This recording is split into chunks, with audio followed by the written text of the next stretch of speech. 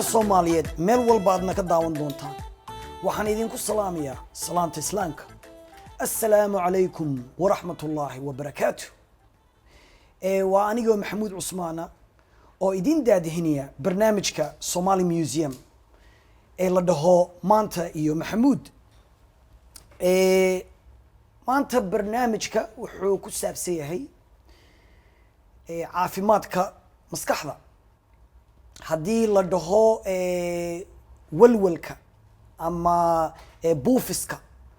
ama waxaan Mareykanka dhahno magacyadan Mareykanka u bixinay oo kale waa depression iyo anxiety baa jira iyo bipolar marka mid baan ka taaban doonaa maanta waxaan marti inoo ah gabadh dhalinyaro ah oo kalti badan leh oo actorad ah waa filmiyo soo jishay iyo riwaayado oo haddana ciyaartooy oo ciyaarta ciyaaraha hidaha iyo dhaqanka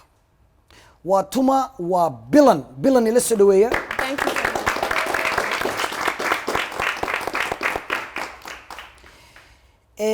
bilan soo dhawow aad baad u mahadsantahay. ma fiican tahay Soo dhaw, alxamdulillah. ما شاء الله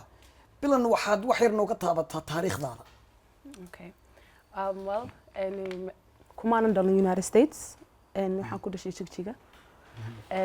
Waxaa la keenay America anigoo gabar yar ah 10 jir baan ahaa ama 9 jir. Waxaa la imaaday hooyaday iyo aabahay iyo familygayga walaashay 4 wiilood oo walaalahay ah. okay New York baan niminay markii ugu horreysay New York baan lagu soo dejiyay Kansas City baan tagnay markaana Minnesota timaadeen Ha. ما شاء الله marka waxa kula socday aabo Ha. iyo hooyo iyo walaalo Soomaha Yes. okay marka kadib maxaa dhacay Adu walaarto wixii ii soo socday ma garanaynin diyaarna uma aanan ahayn maxaa dhici jiray aabahay ayaa waxa ku dhacay cudur wadna cudur baa ku dhacay wadna ahaan xagga ka wadnaha haye adi dhakhtarka bil kasta dhakhtarka la geeyay ku soo baxay adna waa la geeyay صح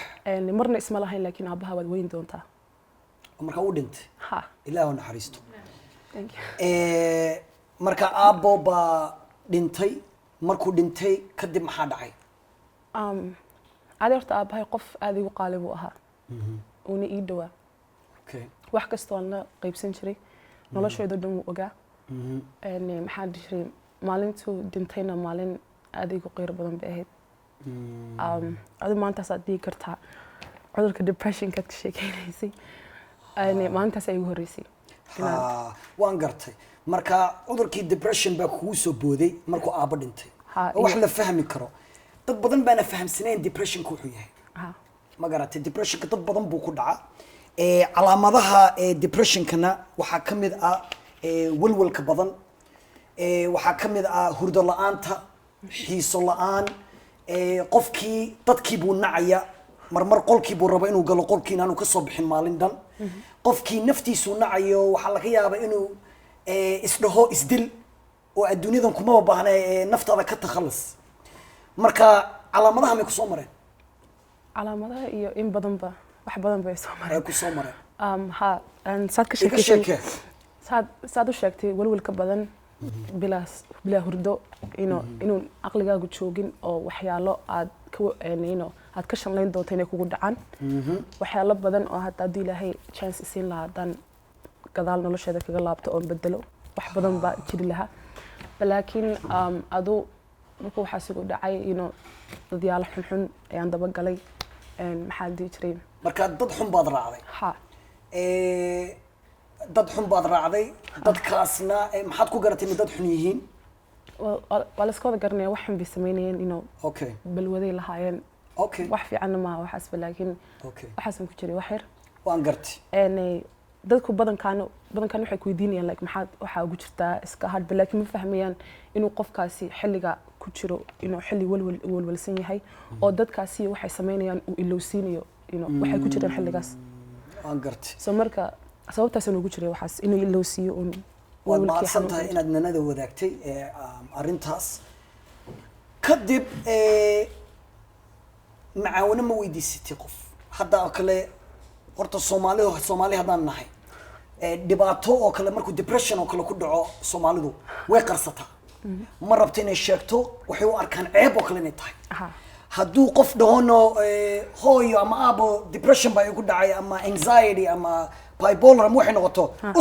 waxaas waa ma aragtay lakama sheekeeyo quraan iska saari waxaas lagu deeyo quraan ha la soo saaro wax fiican quraanku laakiin dad badan baan fahamsaneen xanuunkan ma aragtay dibtu qofka u geysan karo marka laakiin macaawino ma doonatay dad baa jira la hadlo sidii counselorska psychologist you know ma aragtay mise macaawino ma doonan horta labada sano ugu horeysay wax mucaawadada ma doonanin mana rabin mana garanayn inaad caawinaad doonan karto adi marka ilaahay alxamdulillah wuxuu soo hordhigay Somali Museumka oo gabar saaxiibada ay sheegtay markaan Somali Museumka markaan soo galaado fursad bay siisay marka ciyaar iyo matalaadii waxaas inay nolosheeda kusoo qaybiso kusoo birto marka ciyaartaas iyo matalaadaas ayaa ii noqotay aniga therapy xagga aniga saaran uu qaatay therapy bay aniga yahay ciyaartii baa therapy ku noqday in muddo dheerna waad kusoo jirtay kooxda ilaa iyo waxaan dhihi lahaa 2-3 sanadood maash horta marka aan runtan kuu sheego haddaba inta badan ma jecli inaan dhaho qofkaas ugu fiican laakiin waxa tahay gabadha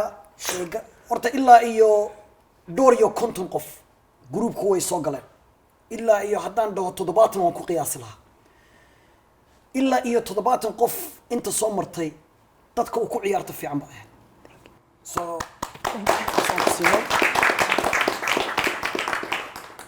markaad stage-ka kortid saa dadka u soo jiidatid innaba caadi maaha marka therapy buu ku noqday ciyaartii kadibna maxaa dhacay ma doonatay therapy caadi ah qof ma u tagtay oo professional aad kala hadashid xanuunkan baa haya icaawi horta xanuunka uu ku geysan karo inaad waalid adduunyadan ku yeedo horta wax ka qaadi karo ma jirto adduunyadan gartay waa waxaanan ku noolaan doono nolosheeda intay dhamaanayso so laakiin waxyaalaha isaaciday oo therapy horta therapy waan aaday yes waxa kamid ahaa inaan adiga kula hadlo markii ugu horeysay dibkii haysto dhan horta waad ogeyd oo aad ila qaybsatay si walaaliga weyn oo kale aad ii ahayd maxaa dhihi jiray adoo therapy horta maalin aaminsanayn markii ugu horeysay mana rabin inaan tago qof la fadhiisto kala hadlo walwalkayga waxaas inay fahmi doonaan ma garanay adoo marka xilliga habadeetay hawra shukri gabadha ayaa tiri inaad aadid waa qasab yacni iyadun baa aragtay waxa qalbigayga ku jiray saan walwalsanaa iyadun baa aragtay haye iyadaa tiri marka therapy inaad aadid waa xaq therapy way geysay 3 months ku jiray marka ما شاء الله horta aad baan ugu faraxsanahay inaad tagtay therapy inaad macaawino aad doonatay waa in la ogaada inaanu waxani wax ceeb ahayn hadduu depression kugu dhacayo wax ceeb ma aha waa inaad ka hortagta oo aad macaawino doonsata qofkii ku horeeyayna mid adigu ku dhacay qofka uu ku dambeeyayna ma noqonaysid marka taariikhdaadana ma tihid taas wanaad ogaataa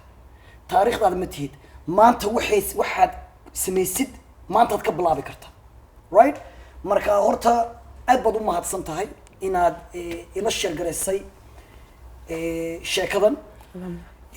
haddii aan ku dhahona hadduu maanta aabba joogi lahaa aad buu ugu farxi lahaa tallaabadaad qaadatay sidaad u ka soo baxdid waanaad ooyi kartaa ooyintu caafimaad marka aad buu ugu farxi lahaa tallaabadaad qaadatay inaad macaawino doonatid inaad xanuunkan ka soo baxdid ma garatay annagana waan ku ag joognaa waan ku garab qabanayna waan ku caawinaynaa haddaad ay wax ka baxnaatidna waad ii sheegaysaa ma garatay okay marka bilan igu sacbiyo